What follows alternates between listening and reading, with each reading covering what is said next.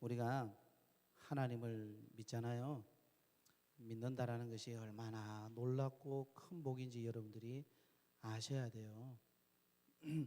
우리가 하나님을 믿게 되는 것이 믿어지는 거잖아요. 처음에 믿어지는 것은 하나님의 무조건적인 은혜예요. 근데 우리가 이 믿어지는 것이 계속 믿어지도록 하나님 앞에 기도하면 안 돼요. 하나님, 우리가 믿을 수 있는 믿음을 주세요 라고 기도하셔야 돼요. 그래서 믿어지는 은혜를 입은 것은 우리가 무조건적으로 하나님께서 주시는 은혜 안에 들어온 거예요. 그래서 하나님의 자녀가 된 것이죠. 무조건적으로 하나님께서 우리에게 주신 것이 얼마나 많아요. 죄사함의 은혜가 있고, 우리에게 영생을 주셨고, 천국을 선물로 주셨고, 그리고 무조건적으로 주신 것 중에 하나가 하나님의 자녀가 되는 권세를 주셨잖아요. 그리고 무조건적으로 주신 하나님의 은혜 속에서 우리는 하나님 안에서 모든 것을 다 누릴 수가 있잖아요. 근데 하나님께서 누리도록 하기 위해서 하나님께서 우리에게 요구하시는 것이 믿어지는 것이 아니라 이제는 믿어야 하는 거예요. 성경을 통해서 보면 하나님이 우리에게 믿어지도록 하는 것이 하나님의 은혜의 선물이라. 에베소서 2장 8절과 9절에 그렇게 말씀을 하셨어요. 근데 그 이외에 모든 말씀을 보면은 너희가 믿음으로 가져가라고 얘기를 합니다. 믿어라 그리하면 어떻게 하리라. 믿어라 그리하면 어떻게 하리라 라고 말씀을 하시는 거예요. 이런 것을 뭔가 하면은 무조건적인 은혜에서 이제는 유조건적인 은혜로 들어오는 거예요. 그래서 우리가 예를 들어서 이런 거예요. 가난하고 어렵고 버려진 아이를 우리가 입양을 해요. 그것은 그 아이는 무조건적인 은혜를 입은 거잖아요. 그죠? 그래서 이제 자녀가 되었어요. 마음껏 누릴 수가 있어요. 근데 누릴 때에는 부모의 품으로 들어와서 이제는 그 가정에 들어와서 자녀가 되면은 자녀로서 해야 될 규정과 규칙이 있는 거예요. 조건이 생기는 거예요. 이 조건은 나를 불편하게 하는 것이 아니라 그 안에서 누리게 할 수 있도록 주어지는 조건이라는 거예요. 우리가 하나님을 믿음으로 말미암아 하나님의 자녀가 되어서 이제는 우리가 죄의 종노릇을 더 이상 할 필요가 없는 겁니다.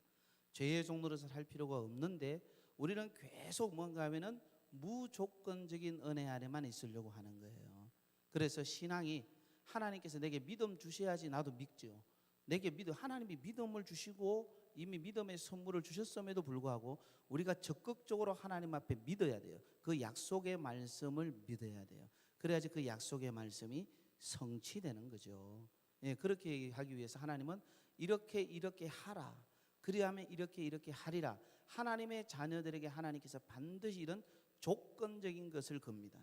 그래서 뭔가 하면 하나님의 자녀가 되는 무조건적인 은혜를 입은 하나님의 자녀가 되었기 때문에 이제는 너희가 이런 부분을 해야 될 자격이 주어진 것을 얘기하는 거예요. 그 자격 아래서 이렇게 하면은 하나님께서 이렇게 행하리라는 유조건적인 부분들을 이야기하는 겁니다. 그래서 우리는 쉽게 말해서 그것을 하나님을 믿으라라고 이야기를 합니다. 하나님께서 사랑하시는 귀한 성도 여러분들, 이삭이 하나님 앞에 축복을 받은 가장 첫 번째 이유가 뭐냐? 그 축복을 상속하는 데서 첫 번째 이유는 하나님을 잘 믿었다라는 거예요. 근데 이 잘 믿었다라는 이 부분을 여러분들이 잘 이해를 하셔야 돼요. 멕시코의 홍인종 이야기를 제가 우리 성도들에게 한 2번 정도 한 적이 있어요. 오랜 기간에 텀을 두고 얘기한 적이 있어요. 예화로 들어서 멕시코 홍인종 사람들은 멕시코 가운데서도 하나님 앞에 축복을 많이 받고 하나님의 역사와 기적을 많이 받은 사람이라고 합니다. 그런데 이 멕시코 홍인종의 언어 중에 믿는다와 순종하는 단어가 하나라는 거예요. 그래서 믿는다라는 말에는 무조건 순종한다라는 의미가 포함되어 있는 거예요. 믿는데 왜 순종 안 합니까? 믿는 것은 순종하는 겁니다. 그들의 의식 속에는 그게 있는 거예요.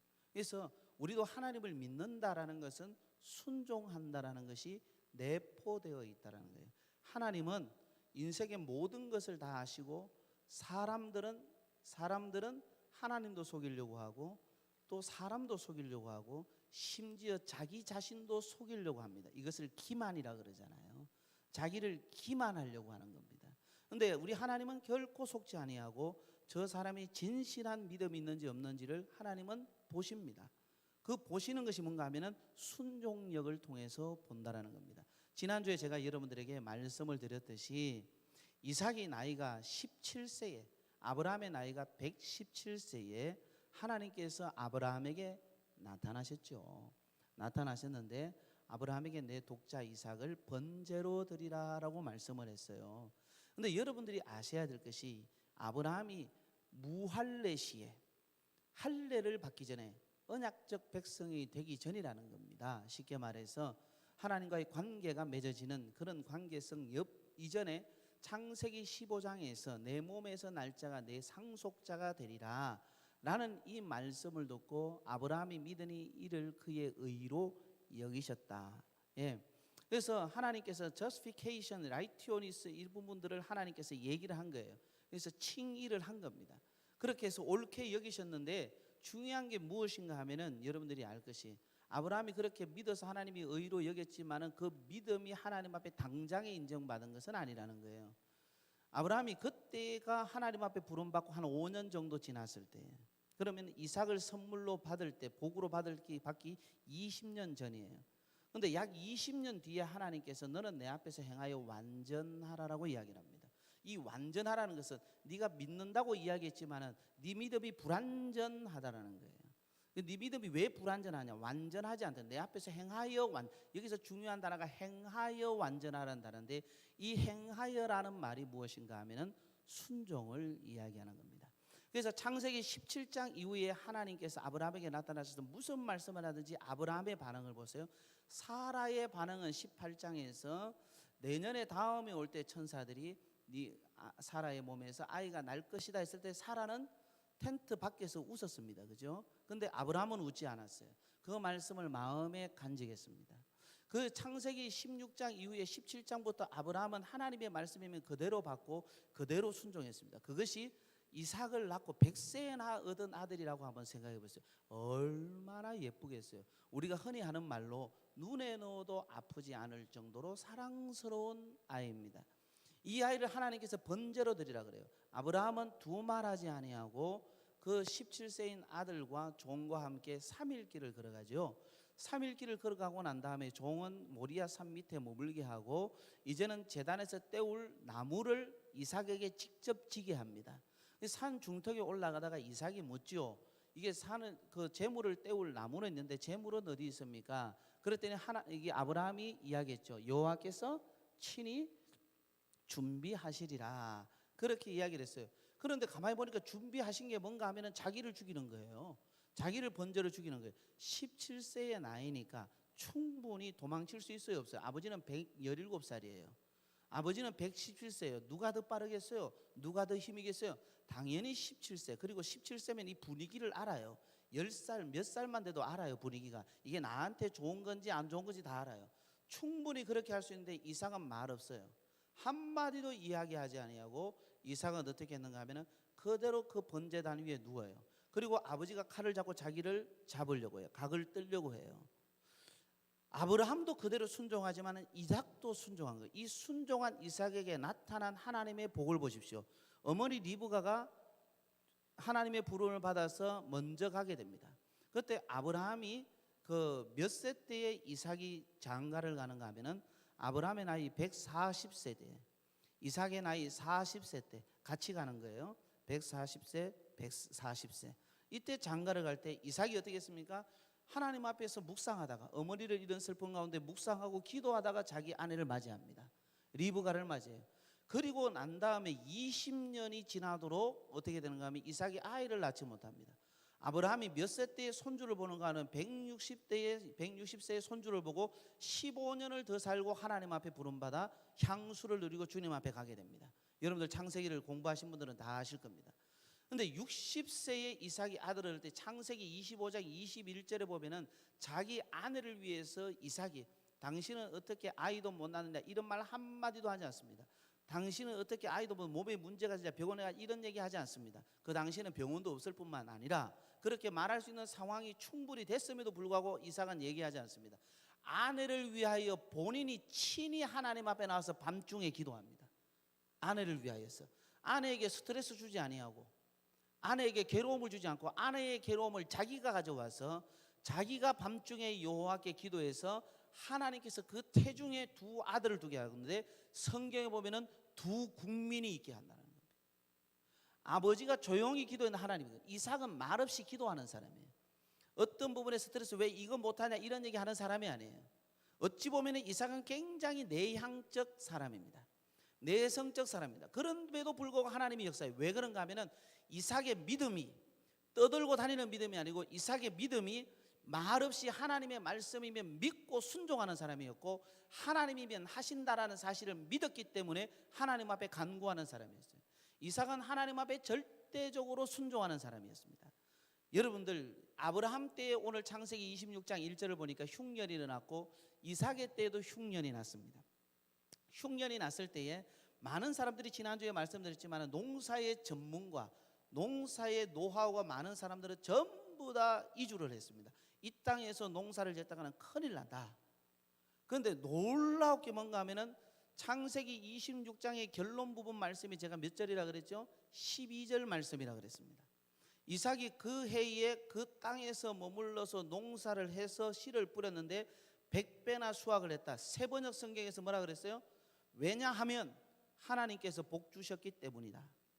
세번역 성경에서는 창세기 26장 12절 말씀을 이렇게 표현하고 있다고 제가 말씀을 여러분들한테 지난주에 말씀을 드렸습니다. 그런데 중요한 게 뭔가 하면은 이삭이 가만히 보니까 이삭도 생각이 드는 거예요. 어떤 생각이 드는가 하면은 여기에 머물러 있어서는 안 되겠다. 소문을 들어보니까 애굽 땅은 아직도 농사가 잘 되더라 라는 소문을 들은 거예요. 그 소문을 듣고 다른 사람들 다 갈 때 우리도 애굽 땅으로 가야 되겠다 하면서 이삭이 머물던 땅에서 애굽 땅으로 가다가 어디를 지나가는가 하면 지금 팔레스틴을 지나가고 있는 거예요. 블레셋 땅을 지나가는데 그랄 땅에 지나가는데 거기가 아비멜렉 왕이 있던 거예요. 그런데 애굽은 왜 사람들이 애굽으로 많이 지나는가 하면 애굽에는 나일강이 있었어요. 나일강은 역사적으로 마른 적이 없어요. 그러니까 그 강 때문에 이 애굽에는 농사해도 아직은 되는 거예요. 그런데 그쪽으로 다 움직이는데 이삭도 움직이다가 블레셋 땅으로 딱 왔을 때 하나님께서 나타나신 거예요. 애굽으로 뭐 하지 마라? 내려가지 마라. 그런데 놀라웠게 뭔가 하면은 애굽보다 더 위험한 이 땅에 머물라 그러는 거예요. 그 땅이 어떤 땅인가 하면 팔레스틴 땅인 거예요. 팔레스틴 땅은 여러분들 아시겠죠? 역사적으로 팔레스틴과 유대인들은 이스라엘은 어떻게 보면 적대적 관계입니다. 역사적으로 적대적 관계입니다. 여러분들 창세기를 비롯해서 출애굽기, 레위기, 민수기, 신명기 여러분들 이 말씀을 통해서 더 나아가서 사사기, 여호수아 사사기, 룻기, 사무엘기, 열왕기를 쭉 보면은 이 팔레스틴은 역사적으로 이스라엘을 계속 괴롭혔습니다. 그래서 이 팔레스틴에 머문다는 것은 언제 공격당할지 모르는 거예요. 불안전한 곳이에요. 여기보다는 차라리 돌아가는 게 나아요. 그런데 하나님께서 여기 머물라 그럽니다. 그런데 놀라운 게 뭔가 하면 이삭은 그대로 합니다. 하나님께서 말씀하기 전까지는 자기 판단에 애굽으로 가고 모든 사람들이 파는 판단에 애굽으로 가는 것이 좋아서 이삭의 가문도 이삭의 집도 슬슬 움직였습니다. 가축을 몰고 유목민이니까 몰고 움직였어요. 그런데 블레셋 땅 그랄지게 딱 머무르다 오자마자 하나님이 그 밤에 나타나셔서 여기 있으라는 거예요. 가축 다 뺏길 상황이에요. 위험한 상황이에요. 그런데 하나님이 머물라 그래서 이삭은 하나님의 말씀을 듣고 그대로 머무는 겁니다. 이게 중요한 겁니다. 여러분들 성경에 보면은 하나님께서 이스라엘이 통일왕국이 시작되면서 통일왕국의 첫 번째 왕으로 사울왕을 세우는데 베냐민 지파입니다. 이 베냐민 지파 이 사울왕을 세우는데 이 사울왕이 가장 먼저 싸운 나라가 블레셋입니다. 그리고 난 다음에 두 번째 싸움을 할 때 누가 싸우는가 하면 아말렉과 전투를 하게 합니다. 이 아말렉과 전투를 하게 되는데 이 아말렉과 전투를 할 때 아가 왕을 비롯해서 아말렉을 진멸하라. 전리품의 모든 것도 다 진멸하라고 명령하셨습니다. 그런데 어떻게 되는가 하면은 싸워서 전쟁에서 이겼습니다. 그런데 놀라운 게 뭔가 하면은 사울 왕이 보기에 다 진멸하면 안 될 것 같아요. 아까운 거예요. 살려두고 또 종으로 쓰고 노비로 쓰고 할 게 많은 거예요. 또 정략적으로 할 게 많은 거예요. 그렇게 생각을 했습니다. 그리고 나서 사무엘이 좀 늦게 왔습니다. 늦게 왔는데 사무엘이 해야 될 일도 교만하게 자기가 해버렸습니다. 제사를.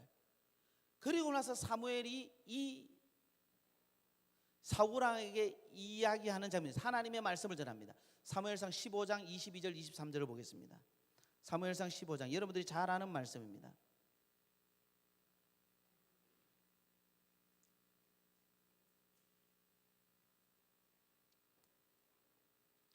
사무엘상 15장 22절 23절 말씀입니다. 우리 찾았으면 다 같이 함께 읽도록 하겠습니다. 자, 시작. 사무엘이 이르되 여호와께서 번제와 다른 제사를 그 목소리를 청종하는 것을 좋아하신 같이 좋아하시겠나이까? 순종이 제사보다 낫고 듣는 것이 순양의 기름보다 나으니 이는 거역하는 것은 점치는 죄와 같고 완고한 것은 사신 우상에게 절하는 죄와 같음이라. 왕이 여호와의 말씀을 버렸으므로 여호와께서도 왕을 버려 왕이 되지 못하게 하셨나이다. 아멘. 사울왕이 왕이 되지 딱 2년째예요. 그리고 40년 동안 사울왕이 왕자에 있었지만 귀신 들림에 계속 빠졌습니다. 베냐민 지파를 통해서 하나님께서 계속 왕권을 이어가게 하는데 왕이 되지 못하고 왕을 버렸다는 것은 베냐민 지파의 왕권이 끝났다라는 겁니다. 자기 한 사람 잘못했는데 그 집안의 가문의 왕권이 끝난 거예요. 그래서 유다 지파 다윗 왕권으로 넘어가는 겁니다. 그리고 하나님의 말씀대로만 한 절대 순종한 말씀대로만, 다윗이 하나님의 말씀대로만, 중간에 실수한 것도 있지만은 말씀대로만 갔을 때 그 가문에서 유다 지파가 계속 유다 나라를 다스렸고 거기에서 다윗의 호를 통하여서 메시아가 난 겁니다. 이해하시겠죠? 그렇게 가는 거예요. 그러니까 내 하나의 잘못이 어떤 파국을 일으키고 내 하나의 잘못이 어떤 일을 일으키는 것을 우리는 잘 알아야 됩니다. 그런데 여기서 중요한 게 뭔가 하면은 하나님의 말씀대로 불순종한 겁니다. 여기 보니까 청종하지 않은 것은 불순종한 거죠. 순종이 제사보다 낫다는 것은 순종해야 된다는 것이죠. 듣는 것이 순양의 기름보다 낫다라는 것이죠. 그런데 중요한 것은 23절에 있는 말씀이에요. 23절에 보니까 이런 말씀이 있습니다. 이는 거역하는 것은 점치는 죄와 같고, 하나님이 점치는 걸 얼마나 싫어하는지 알죠. 그런데 이 거역한다라는 말은, 우리가 거역한다라는 것은 말을 듣지 않는다, 말을 듣지 않는다가 곧 뭐 하는 거예요? 불순종하는 거죠. 구약에서 하나님께서 가장 싫어하는 것 두 가지가 있습니다. 하나님이 가장 경계하는 것, 이스라엘 백성들에게 우상 숭배와 불순종입니다. 이거는 신약에도 마찬가지입니다. 그런데 그 다음에 나오는 말씀 보세요. 23절 그 다음에 나오는 말씀에 보면은 이런 말씀이 있습니다. 점치는 죄와 같고 그 다음에 뭐죠? 완고한 것은 사신 우상에게 절하는 죄와 같음이라. 그랬죠? 근데 잘 보세요. 사신 우상에게 절하는 건 하나님이 제일 싫어하는 거잖아요. 그런데 여기서 완고하다라는 말을 여러분들이 잘 알아야 됩니다. 원래 이것은 개역 한글 성경이, 이전 번역 성경 개역 한글 성경이 더 잘 돼 있는 것 같아요. 개역 개정 그냥 완고하다 그러는데 개역 한글에서 마음이 완고한 것.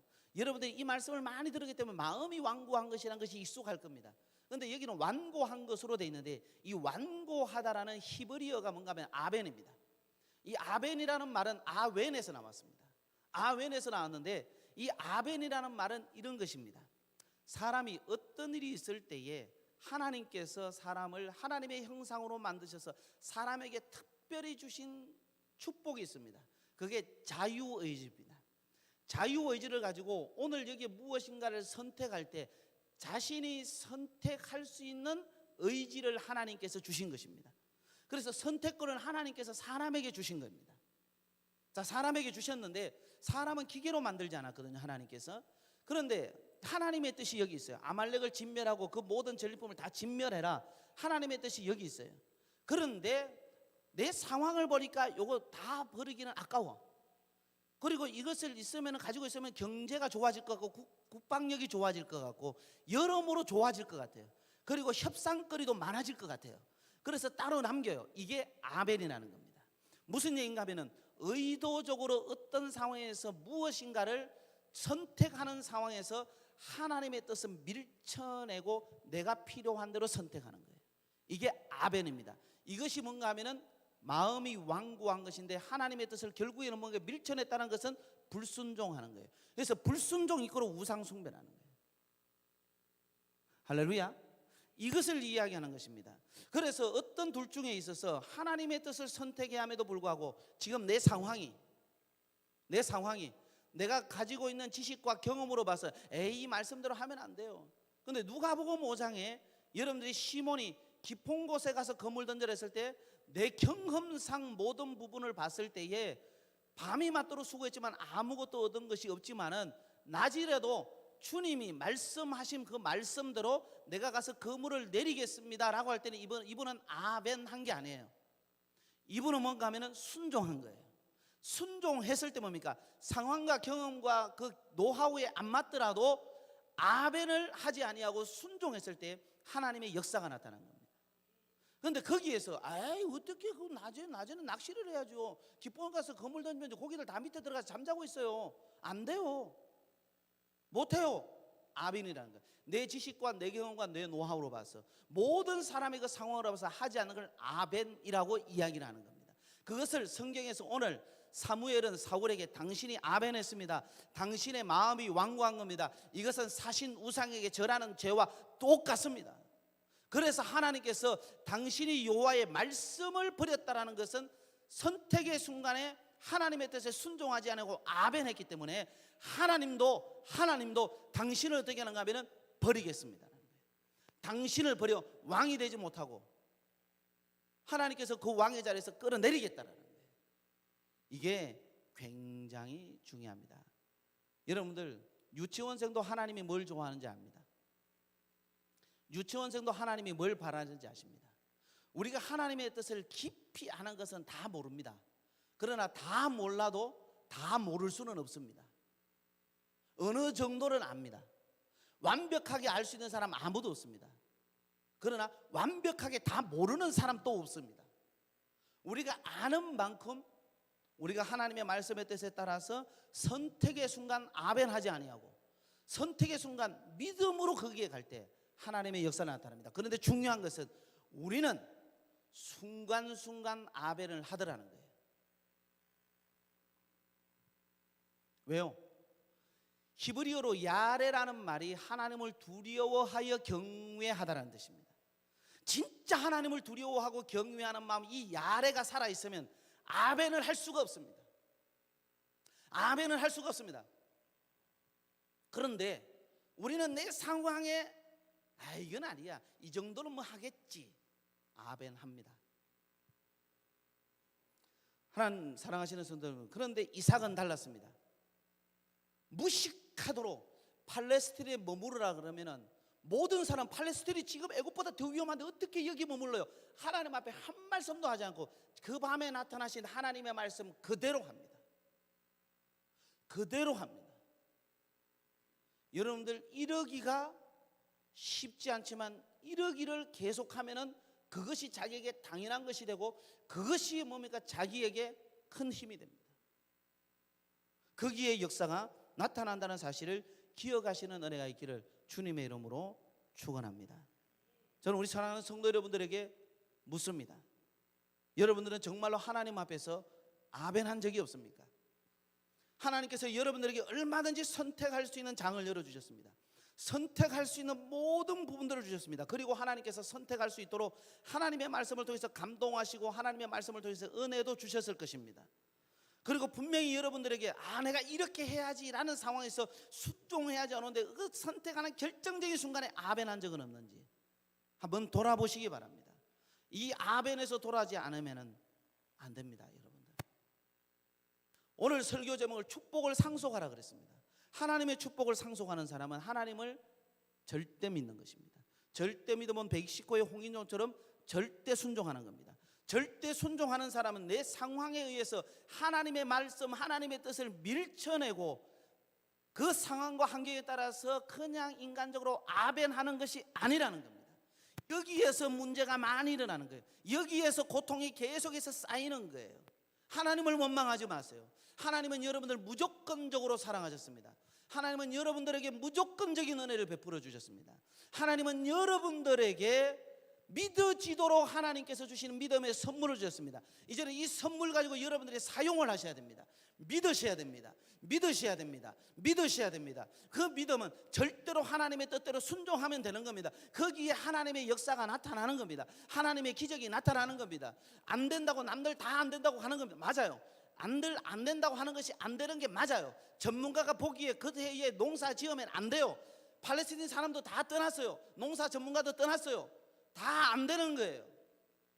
그런데 놀라운 게 뭔지 아십니까?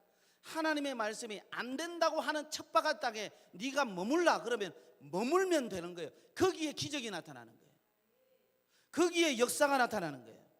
여러분들 잘 기억하셔야 됩니다. 사람이 보기에 된다 하더라도 하나님이 여기에 있어라 하면은 여기에 있어라 하는 말씀이었는데 있잖아요. 그러면 그 땅이 소돔과 고모라처럼 아주 훌륭하고 모든 사람이 사모하고 모든 사람이 가고 싶고 모든 사람이 살고 싶은 땅. 옛날에는 인일산이 있고 옛날에는 분당이 지금은 송도잖아요. 동탄 막 이런 데잖아요. 그런 땅에 간다 하더라도 하나님이 가게 하지 않으면 가면은 어떻게 되는지 아십니까? 그것이 소돔과 고모라처럼 불구덩이 속에 들어가는 거예요. 척박한 땅이라도 위험한 땅이라도 하나님 머물라 그러면 거기에 가면 돼요. 거기에 머물러 있으면 돼요. 그러면 그 땅에서 농사해서 그 해에 100배나 얻게 하시는 하나님의 역사가 있는 것입니다. 여러분들 잘 아셔야 됩니다. 이삭이 지난주에 말씀드렸듯이 그 아버지의 믿음, 그 아버지의 축복을 상속하는 데 있어서 이미테이션을 잘했기 때문에 그가 크리에이터가 됐다고 그랬습니다. 크리에이션을 한다고 그랬습니다. 여러분들 이미테이터가 되지 않으면 크리에이터가 될 수가 없습니다. 처음에는 흉내를 내요. 아버지가 팠던 우물, 아버지가 몰려준 가축과 모든 재산들이 많이 있었기 때문에 물이 필요했습니다. 흉내낼 때 물이 더 필요했죠. 그러니까 아버지가 팠던 우물을 파기 시작한 거예요. 그래서 블레셋 사람이 와서 뺏어가려고 해서 다투었다. 그래서 그것을 뭐라 그랬습니까? 에색이라 그랬습니다. 그 다음에 또 뺏어가려고 했는데 자기들도 대적했어요. 신나라 그랬습니다. 그리고 조금 더 넓은 땅으로 갔더니 그 땅을 그 우물을 뭐라 그랬습니까? 르호봇이라 그랬습니다. 여러분들 그 말씀 위에 뭐가 되어 있습니까? 아버지가 팠던 우물을 다시 파서 아버지가 불렀던 이름을 불렀더라. 그리고 브엘세바에 온 거예요. 그리고 브엘세바에 올라온 거예요. 다음 주에 제가 여러분들에게 브엘세바에 올라가야 합니다. 브엘세바에 대해서 여러분들에게 메시지를 전하려고 기도로 준비하고 있습니다. 하나님 사랑하시는 성도들, 브엘세바에서 무슨 일이 일어났습니까? 하나님께서 우물을 팠더니 그 우물을 이 이삭에게 다 준 거예요. 다 준 거예요. 그런 하나님의 축복의 역사를 본 거예요. 이미테이터를 했더니 크리에이터가 된 거예요. 그리고 창조적인 하나님의 축복을 받은 거예요. 그런데 놀라운 것이 뭔지 아십니까? 놀라운 것이 뭔지 아십니까? 그 땅에 있는 블레셋 왕 아비멜렉이 자기 친구 아웃삿을 데리고 옵니다. 자기 친구 아웃삿을 데리고 와서 자기 군대 장관 비골과 함께 와가지고 이삭 앞에 와서 하는 말이 있습니다. 뭐라고 이야기하는지 아십니까? 창세기 26장 28절 29절 말씀을 보겠습니다. 26장 28절 29절 말씀입니다.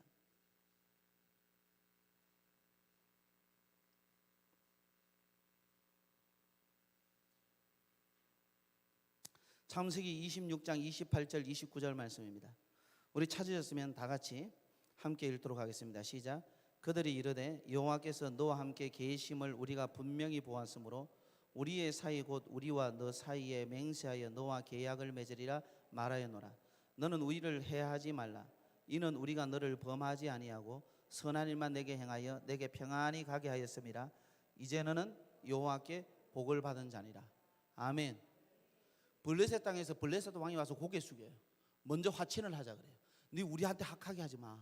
왜? 너는 여호와께 복을 받은 사람이기 때문에 그래. 나의 대적자가 나한테 와서 먼저 손을 내밀고 나한테 위협을 하지 말고 나에게 악하게 하지 마. 자기 땅에 내가 새들어 사는데도 나의 대적자가, 내가 예수 믿는다고 나를 대적하고 나를 핍박하던 사람이 나한테 와서 나에게 손을 밀고 자기가 오너임에도 불구하고 네 우리한테 악하게 하지 마. 너는 여호와께 복을 받은 사람이야. 할렐루야. 예수 믿는 사람은 이런 이야기를 들을 수 있습니다. 하나님의 자녀들은 이런 이야기를 들을 수 있습니다. 누가? 아버지의 믿음을 그대로 이어받은 사람, 그 믿음 가지고 그 믿음이 순종과 일치되는 사람, 그런 사람에게 하나님께서 어디에 머물든지 하나님의 말씀들은 머물기만 하면 척박한 땅이라도 안 되는 것이라도 다른 사람들 다 유행 지나갔어 요즘 그거 안 해. 그래도 하나님이 하게 하시면 그거 하면은 하나님이 그 사람에게 이런 이야기를 듣게 한다라는 거예요. 우리는 어떤 사람인지 한번 생각해 볼 필요가 있는 것입니다. 하나님께서 사랑하시는 성도 여러분들, 여러분들 믿음이 순종과 일치되고 있습니까? 여러분들이 하나님의 말씀에 하나님의 뜻을 완전히 모를 수는 없습니다. 성경을 읽었으니까, 지금까지 성경을 들어왔으니까 완전히 모를 수는 없습니다. 세례교육 받았습니다. 직분자 교육 받았습니다. 다 훈련 받았습니다. 지금까지 여러분들 많은 성경 공부를 해왔습니다. 집회 때 여러분들 은혜 받았습니다. 모르지 않습니다.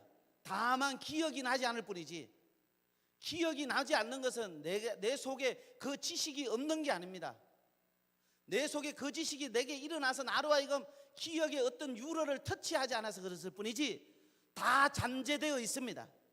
다 잔존해 있습니다. 우리가 하나님의 뜻을 절대 다 모르지는 않습니다. 그런데 여러분들 한 가지라도 안다면 그 한 가지 하나님의 뜻을 아는 것에 여러분들이 아멘 하시면 안 됩니다. 오베이 하셔야 됩니다. 순종하셔야 됩니다. 거기에 하나님의 역사가 있습니다. 할렐루야. 축복을 상속하는 데 있어서 이제는 창세기의 사사를 이야기하려고 합니다. 창세기는 4가지의 사건과 4명의 인물로 구성되어 있습니다. 그래서 창세기를 사사라 그럽니다. 사사로 알면 됩니다. 창조, 타락, 노아 홍수, 바벨탑 사건. 이 4가지 사건을 여러분들이 깊이 이해하시면 성경 66권이 열립니다. 하나님은 이미 창조 때에, 창세 때의 성경을 이렇게 기록하셔서 이것이 하나의 키워드가 되도록 하나님은 그렇게 기록하셨습니다. 그래서 1600년 동안 약 40여 명이 넘는 성경 기자가 각 시대가 연도가 다르고 사는 지역이 다르고 배운 지식이 달라도 성경은 기가 막히게 한 가지로 연결되어 있습니다. 이걸 설명할 수가 없습니다. 쓰는 언어도 다릅니다. 히브리어, 아람어, 헬라어 다 다릅니다. 사는 시대의 연도도 엄청난 차이가 있습니다.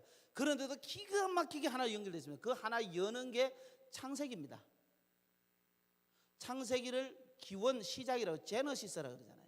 기원 시작합니다. 그래서 창세기 시작할 때 성경 영어 성경에 보면 NIV 보면 in the beginning 됩니다. 시작을 얘기합니다. 그것이 태초라고 이야기하는 겁니다. 성경은 그런 거예요. 창세기에 4명의 인물이 나옵니다. 4명의 인물이 나오면 어떻게 하면 하나님 앞에 축복받는지, 어떻게 하면 하나님이 기뻐하는 믿음인지, 어떤 사람에게 하나님께서 그 가문의 축복을 주는지 쫙 나옵니다.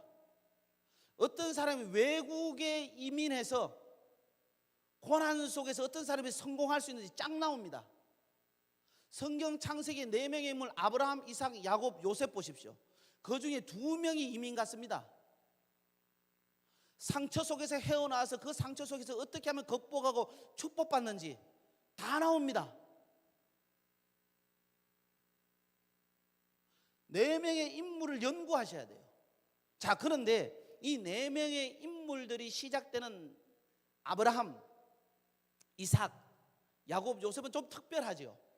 좀 특별한 게 뭔가 하면은 하나님께서 아브라함에게 나타나셔서 단순한 토라를 준 게 아닙니다. 뭘 줬다 그랬죠? 지난주에 베리트를 줬다 그랬습니다. 이 베리트가 하나님께서 개인에게 약속하시는 언약이에요. 아브라함 개인에게 약속했는데 성경적으로 봐서는 메시아 언약인 거예요. 그리고 난 다음에 하나님 나라의 백성, 하나님 나라의 땅이. 그러나 제가 지난주에 분명히 얘기했어요. 아브라함 개인에게 하신 말씀도 맞다. 개인에게 하신 언약도 맞다. 이 언약은 지난 주일 오후에 칠판을 써가면서 얘기할 때 하나님은 약속하시고 언약하시면 반드시 성취한다. 성취하시기 전에 반드시 뭘 주신다? 징조를 보여주신다고 얘기했습니다. 제가 여러분들한테 수없이 말씀을 한 겁니다. 사랑하는 성도 여러분들, 이 언약을 여러분들 이삭도 받습니다. 오늘 본문에서. 그리고 이 언약을 야곱도 받습니다. 야곱의 팥죽 사건을 통해서 장자권을 가져가죠. 장자권을 가져가는 것은 언약을 계승하는 겁니다. 그리고 이 언약이 계승되는 요셉을 통해서 민족에게 계승되는 것을 하나님이 보여주시는 겁니다. 이 주에서 살려주셔서 여러분들 이것을 잘 보셔야 됩니다. 그런데 이 언약이 계승되는 것이 뭐냐면은 하나님 앞에 축복받는 것은 절대 믿음 가지고 절대 순종하는 거지만은 개인이 언약의 당사자가 돼야 됩니다. 여러분들 이삭의 아들 중에 2 아들이 있죠. 하나는 에돔족 속의 조상이 됐죠. 에스죠. 에돔족 속의 조상이 되죠. 그죠? 그것이 나홈스잖아요. 그리고 또 하나가 뭡니까? 야곱이죠. 언약이 누구에게로 계승됐어요? 야곱으로 계승됐죠. 이것이 어떤 의미인지 아십니까? 에서는 하나님께서 내게 주시는 언약에 관심이 없었다라는 거예요. 하나님은 나와의 별개라는 거예요. 그냥 이삭의 가문 속에서 이스라엘 백성들이 공동체의 토라를 가지고 어릴 때부터 교회 나왔어. 어릴 때 엄마 뱃속에서부터 나는 교회 다녀 설교 들었어. 교회 문화 속에 살아. 아버지 이 이삭의 문화 속에서 사는 거예요, 그냥. 그래서 두리뭉실하게 하나님의 말씀 받아고 그 말씀은 아멘, 아멘. 그러니까 교회를 다니나 안 다니나 일반론적 속에서 내가 힘 센 대로서 먹고 사는 거예요. 사냥꾼이 돼서 많은 군사들을 데리고 다니는 거예요. 일반론적 속에서도 그렇게 합니다. 그 정도의 복을 받는 거예요. 그런데 야곱은 놀라운 겁니다. 하나님 앞에 베리트를 받아서 장자권을 계승해서 창세기 28장에서 베델에서 하나님이 자기에게 왔다 갔다 하는 걸 보는 겁니다. 그래서 본인이 스스로 하나님 앞에 언약을 제시합니다. 재미있습니다. 야곱은 정말, 여러분들 야곱을 단순히 속이는 자라만 생각하지 마세요. 야곱은 하나님 앞에 딜할 줄 아는 사람이었어요. 그 딜이 뭔지 아세요? 서원이에요. 그 딜이 신약에 있어서는 예수님께서 길을 가시다가 누구를 고치려고 목적을 가지고 가는 사람이 있어요. 그런데 있죠, 목적 없는데 찾아온 사람이 있어요. 이런 사람이 하나님 앞에 딜하는 거예요. 수로보니게 여인과 같은 사람. 그런 사람이 하나님 앞에 은혜를 더 많이 받고 은총을 더 많이 받아요. 그래서 하나님 앞에 베리트를 가지는 사람은 하나님이 갑자기 나타나서 어떤 말씀이 살아있어서 나한테 막 움직이지 않고 막 새겨지는 이런 말씀, 그런 말씀도 하나님 주시는 베리트입니다. 그러나 자기가 잡는 사람이 있어요. 하나님, 이 말씀 내가 잡겠습니다. 이것도 베리트입니다. 이게 성원인 거예요. 이게 하나님 앞에 딜하는 거예요. 그런 하나님의 축복이 있는 거예요. 언약의 당사자가 돼야 되는 겁니다. 축복을 상속하려면은 오직 믿음, 절대 순종이 중요하지만은 당신 여러분들 개인 스스로가 언약의 당사자가 돼야 돼요. 그런데 에서는 하나님의 축복에서 벗어났습니다. 그렇다고 에서가 가난하게 살 거 아닙니다. 용병을 400명을 살 정도로 부한 사람이 됐습니다. 아세요? 야복강 나루토에서 야곱이 왜 기도했어요? 형이 용병 400명 사가지고 왔잖아요. 용병 400명 살려면 여러분들이 하루에 얼마씩 비용이 나가겠어요? 성경을 그냥 단순히 넘어가지 마세요. 하나님 안 믿으면 다 가난해, 하나님 믿으면 잘 살아. 보편적으로 하나님을 잘 믿는 사람들이 소비가 심하지 않아요. 제가 했죠, 저희들 오늘도 이렇게 헌금을 하나님 앞에 드리면 그 일을 준비하면서 쓸 데가 별로 없으니까 하나님 앞에 드리는 게 기쁜 거예요. 쓸 데가 별로 없어요. 목사가 쓸 데가 어디 있겠어요? 별로 쓸 것이 없잖아요. 그러니까 모아놔서 세배하면 세뱃돈 주고, 자녀들 뭐 있으면 주고, 예? 아내한테 주고, 부모님한테 주고, 이런 게 즐거운 거예요. 그냥 쓸 데 별로 없어요. 그러니까 모아지는 거예요. 그런데 있죠, 하나님을 안 믿는 사람은 한번 보세요. 일상생활 왜 하나님 안 믿는 사람 술을 먹지요, 뭐 다른 짓 하지요, 뭐 하지요. 제가 그렇게 어떤 걸 뭐 사고 싶어도 있죠, 집을 생각해서 제가 안 하거든요. 큰일 저지르지 않거든요. 그러니까 교회를 다니고 신앙생활 하시는 분들이 생활이 아주 단순해요. 단순하고 맑고 깨끗해요. 그러니까 모을 수 있는 거예요. 그런데 교회 안 다니는 사람이라고 못 삽니까? 그렇게 얘기하면 안 돼요. 교회 안 다니는 사람 잘 사는 사람 많아요. 에서도 잘 살았어요. 부했어요. 그러면 교회 다니면 잘 사는 건 돈이 많은 게 축복이 아니라 그 돈을 어떻게 하나님 앞에서 사용할 줄 아느냐가 축복이죠. 할렐루야. 교회를 안 다녀도 부자 되는 사람 많습니다. 교회를 다녀도 부자 되는 사람 많습니다. 그걸 가지고 축복을 하지 말고 어떻게 사용하고 그 물질을 어떻게 보느냐가 중요한 거예요. 그것을 어떻게 취급하느냐가 중요한 거예요. 교회 다니는 사람도 교회 안 다니는 사람도 사람을 많이, 자기의 밑에 직원들을 많이 데리고 일하는 사람 많아요. 그런데 교회를 다니는 사람이 직원을 어떻게 대하는 것 같고 교회를 안 다니는 오너가 직원을 어떻게 대하는가, 이 차이가 중요한 거예요. 크리스찬은 달라야 되는 거예요. 할렐루야. 하나님 사랑하시는 귀한 성도 여러분들, 우리가 공통적으로 받는 이 언약의 말씀, 토라의 말씀을 통해서 받는 축복은 누구나 받아요. 자기 말씀 없이도. 그 교회 다녀도 그 말씀대로 그 안에, 그 틀 안에 있으면은. 그러나 그것은 일반 은총에 예수 안 믿는 사람도 똑같이 받을 수 있는 복이에요. 하나님 그렇게 허락해 주셨어요. 그러나 여러분들이 아셔야 될 게 뭔지 아십니까? 예수 믿는 사람이 하나님이 특별한 은혜를 주셨듯이 특별한 역사를 베풀어 줍니다. 심지어 블레셋 왕 아비멜렉이 나타나서 당신은 진짜 여호와께 복받은 사람입니다. 창세기 그런 얘기 얼마나 많이 나온지 아시죠? 요셉 아시죠? 요셉에게 보디발이 어떻게 했어요? 요셉에게 바로가 어떻게 얘기했어요? 여호와의 신에 감동된 사람은 우리가 어디서 얻으리요? 심지어 이렇게 합니다. 내가 너보다 더 가진 건 이 자리밖에 없다라는 거예요. 다 네 마음대로 해라. 보디발의 집에 가서 그 나라의 국방부 장관, 애굽의 국방부 장관의 집에 종으로 팔려가서 뭐 했습니까? 자기 아내 외가, 자기와 자기 아내 외에는 다른 것을 자기 마음대로 다 할 수 있도록 줍니다. 권세입니다. 권세도 주시는 거예요. 여러분들 하나님을 믿는 사람은 이렇게 된다니까요. 우리가 왜 이렇게 안 되느냐? 첫 번째는 믿음과 순종이 일치되지 않아서 그래요. 아벤하드라는 거예요. 두 번째는 교회를 다니는데 공동체의 말씀으로만 받는 거예요. 그러니까 교회를 다니는 사람이 복 받는 거나 교회를 안 다니는 사람이 복 받는 거나 비슷한 거예요. 그러니까 교회를 다니는 별로 재미가 없는 거예요. 그러나 성경은 그렇지 않아요. 특별한 하나님의 기적과 능력과 역사가 나타납니다. 그러기 위해서는 하나님께서 내게 주시는 말씀을 토라로만 받지 말고 베리트로 받으셔야 된다는 거예요. 베리트로 받으셔야 된다는 거예요. 여러분들 지난주에 여러분들이 분명히 하나님 앞에 봉헌을 했을 겁니다. 11조를 하시는 분이 있고 건축을 하시는 분이 있고 어떻게든 봉헌을 했을 겁니다. 오늘도 주일학교 사역을 감당하고 오늘도 또 초록당 카이로스 사역을 감당하시는 분들이 있습니다. 어떻게 할까요? 어떻게? 그 어떻게 할 때 가장 중요한 게 여러분들 11조 봉투에 보면 말라기 3장 10절이 있습니다. 11조 봉투에 말라기 3장 10절 한번 읽고 넣으시는 분이 있습니다. 아, 이 말씀 될 줄로 믿습니다. 그러봐야 일반 은총밖에 안 나옵니다. 이 말씀 붙들고 막 사모함이 일어나야 됩니다.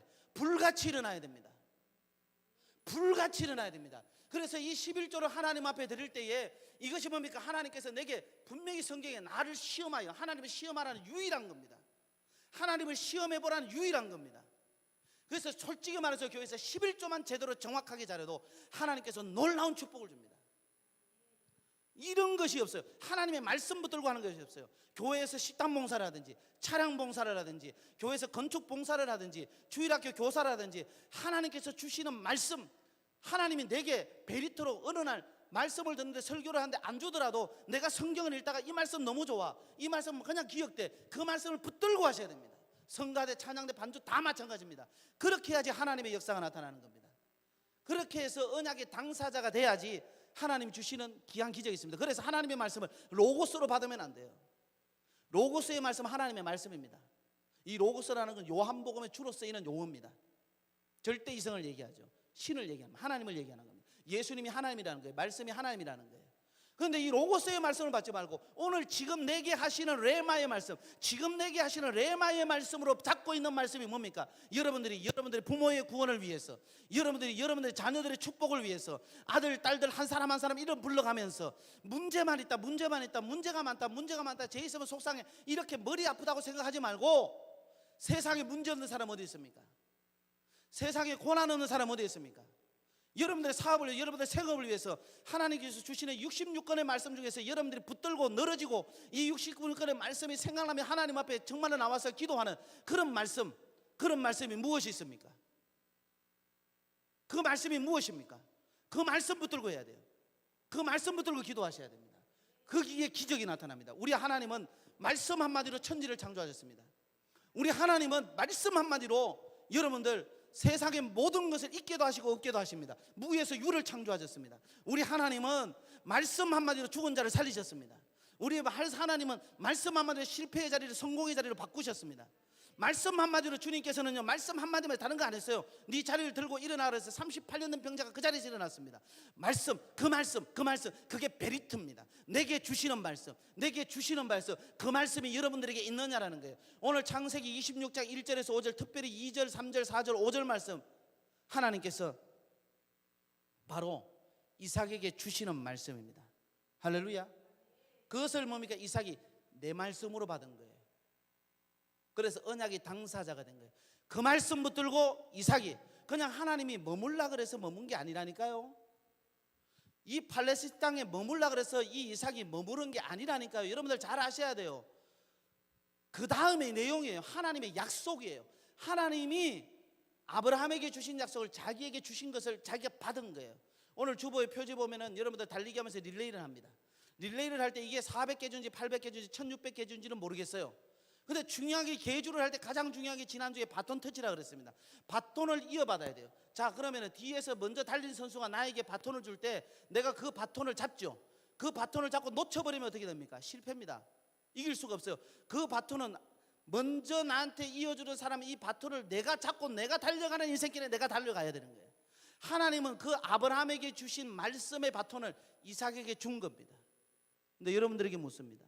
하나님께서 주시는 먼저 우리보다 신앙생활을 했던, 먼저 믿음 생활을 했던 많은 믿음의 대선배들이 받은 그 말씀, 여러분들 어떤 말씀을 이어받았나요?